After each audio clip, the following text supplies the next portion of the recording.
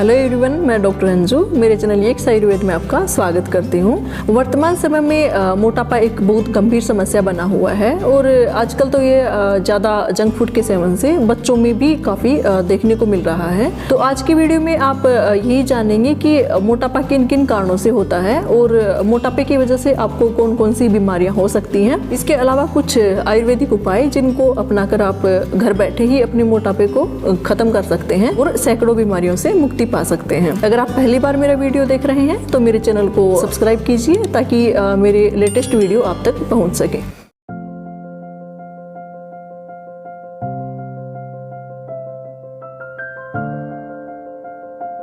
आयुर्वेद के अनुसार शरीर के निर्माण में रस, रक्त, मांस, मेद, अस्थि, मज्जा, शुक्र कुल 7 धातुओं का योगदान रहता है और इन सभी धातुओं के शरीर में अलग अलग महत्वपूर्ण कार्य होते हैं।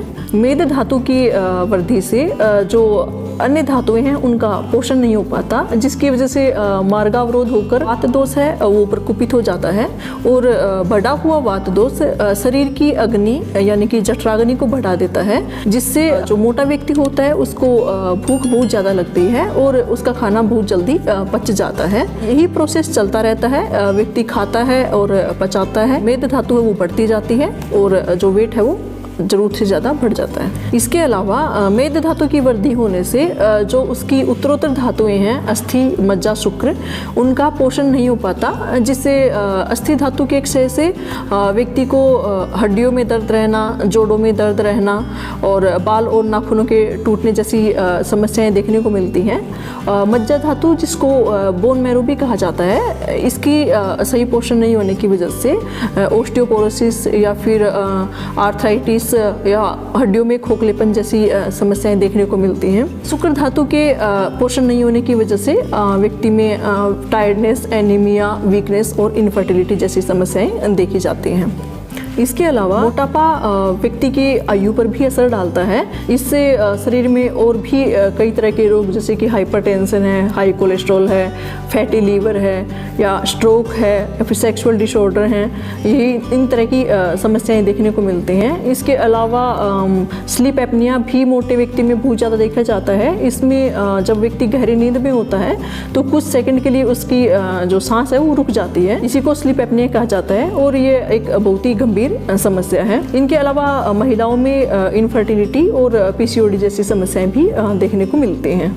अगर बात करें मोटापे के कारणों के बारे में तो इसका सबसे बड़ा कारण हमारी लाइफस्टाइल है। अगर हम प्रॉपर दिनचर्या फॉलो नहीं कर रहे हैं या फिर व्यायाम या एक्सरसाइज बिल्कुल नहीं कर पा रहे हैं या फिर अगर आपकी लाइफ बहुत ज़्यादा सेडेंटरी है यानी कि सुबह से लेकर शाम तक सिर्फ बैठने का ही काम रहता है और फिजिकल एक्टिविटी बिल्कुल नहीं हो पाती।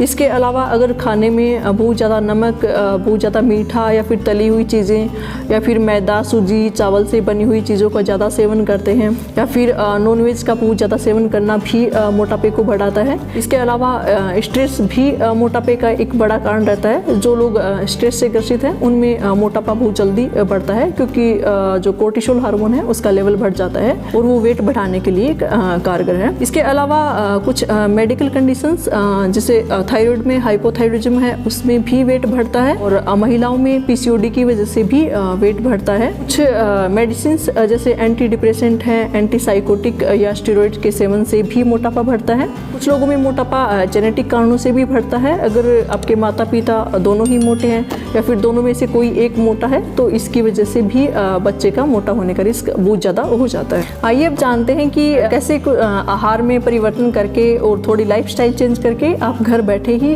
मोटापे को कम कर सकते हैं।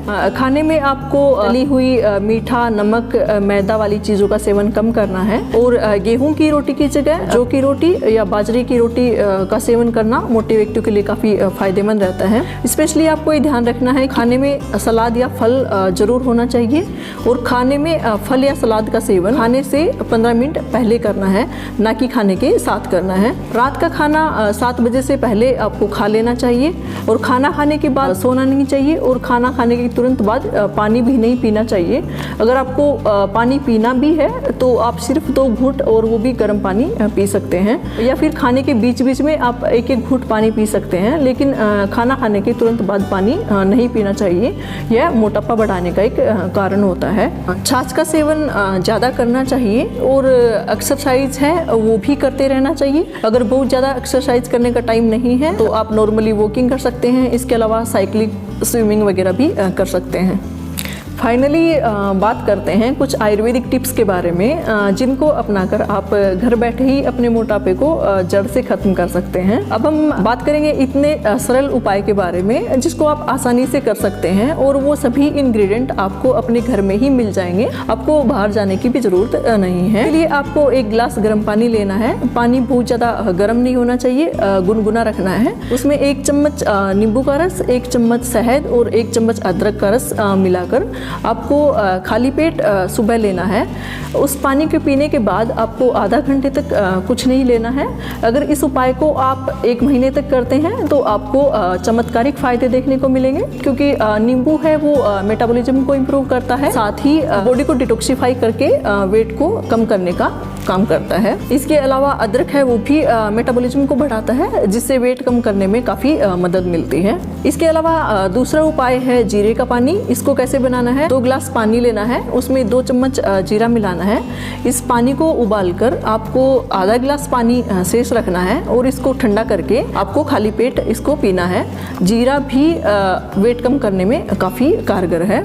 इसके साथ ही आप मेदोहर गुगुल 2-2 टेबलेट सुबह शाम खाने के बाद ले सकते हैं। आरोग्यवर्धिनी वटी 2-2 टेबलेट सुबह शाम खाने के बाद ले सकते हैं।